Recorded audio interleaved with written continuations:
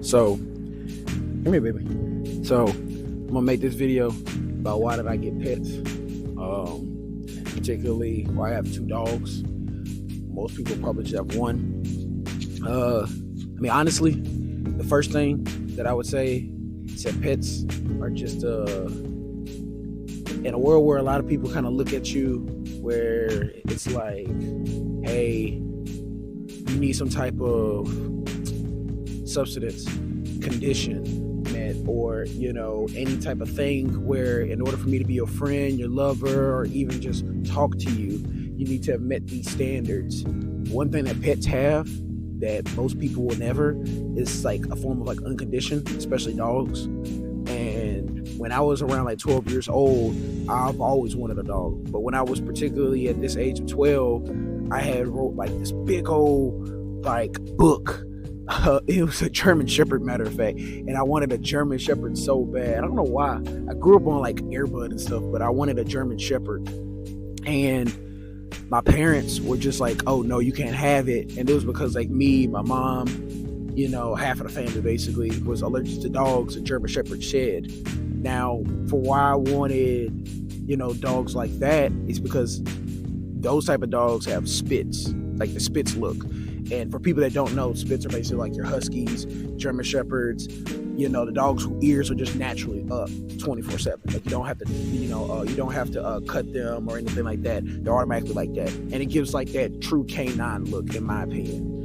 So, for years after that, I wanted, a dog, and it just happened to be always a shedding dog. My family ended up getting a dog, which was a little Yorkie, but he ended up dying, after we had him for, I think, what was it, like 8+ years, maybe 10. He ended up dying, but like it wasn't mine. So when I got the first opportunity to get my first one, which, come here, baby, which was Ash, come here. He was, like my best friend.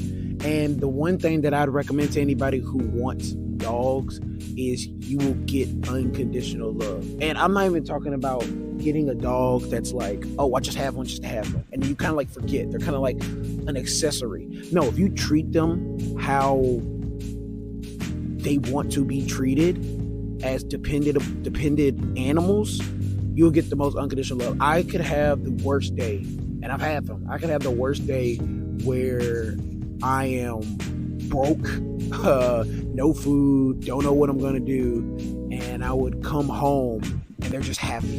They're just happy to see me. It's 24/7. They're just happy to see me, and I can't really have a true bad day because they don't know it's bad.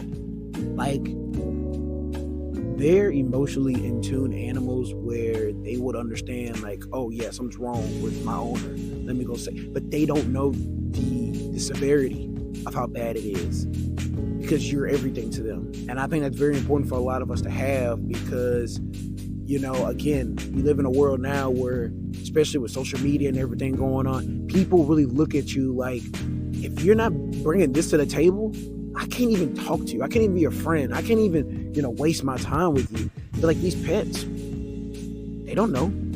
They don't know if you're broke. They don't care what color you are. They don't know if they're supposed to like you or not like you. They don't care about your height, your weight, none of that. And the type of motivation I gain on a daily basis from them too, which is minute compared to having actual human companions, right? If you can't, because I feel like I want to provide to people and provide to people that like people or beings who want me. If I can't provide for them, how can I provide for others? And I want a family, I want kids and stuff like that. But if I can't provide for these 2 dogs, which are significantly cheaper than a human, then how can I do that for others? It's like a small step before you take a giant leap, And now that I have 2, I want a lot more. I keep getting more. Maybe one day I'll get a cat. I love them.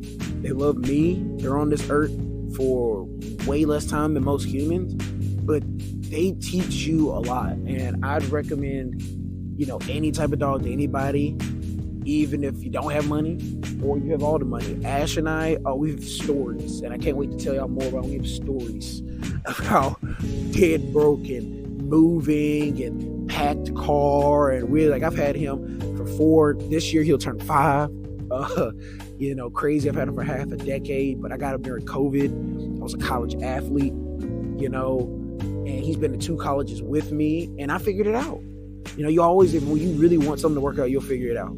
And if they love you, they'll know, like, oh, my owner wants to figure it out with me. So they don't really look at you as like someone who can't do it, because again, it's in their nature. Dogs are inherently dependable. They live off packs. They live off, and there's nothing against, like, let's say cats, for example, but they're independent. Since cats are independent, if you can't provide for them, they'll find a way. Whereas a dog, what are they gonna do? The quote, "Don't bite the hand that feeds you." Like, I can see it for why it aligns with dogs in particular, because they literally need you, especially if you provide everything for them. They need you. They can't pee or poo. You don't just kind of like, you don't really leave like a litter box for a dog, and yeah, you can let them outside, but they can't just explore like cats. They really need you, and when they have that type of dependency, which they want, they look at you as the pack leader, and that comes with the uncondition of, I respect you, I follow you, and whatever you say, whether good or bad in their head, they're gonna follow.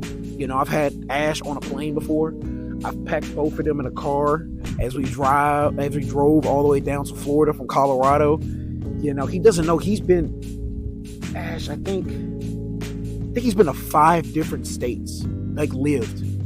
He's lived in 5 different states as a dog. Most dogs only just live in their backyard, like their owner's backyard. Ash has lived in 5 different states. And it's literally, I think there's a, I'm not gonna say a condition, but there's like symptoms where a dog can have like bad bowel movements, nervousness or whatever it is from just moving, like just down the street, like new environment.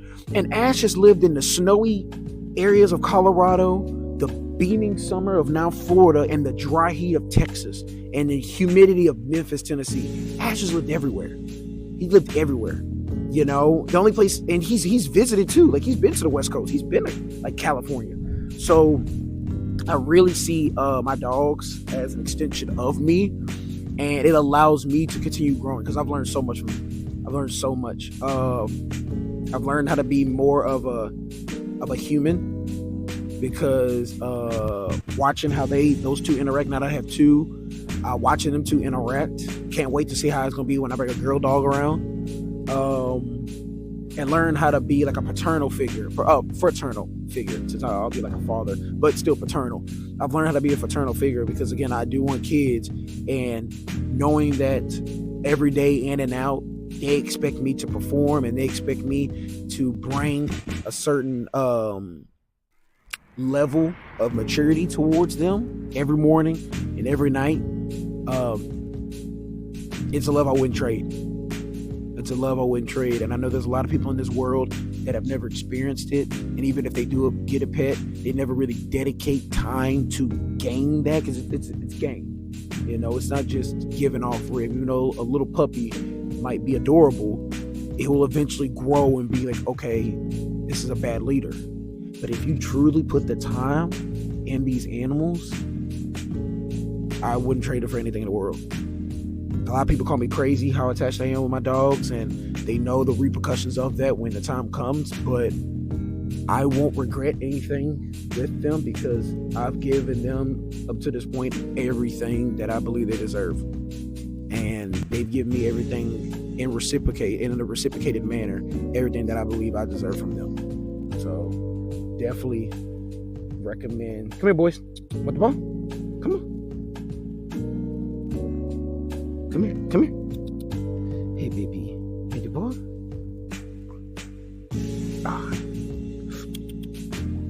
Yeah, ready? Go get it. It's always jumping for the ball. So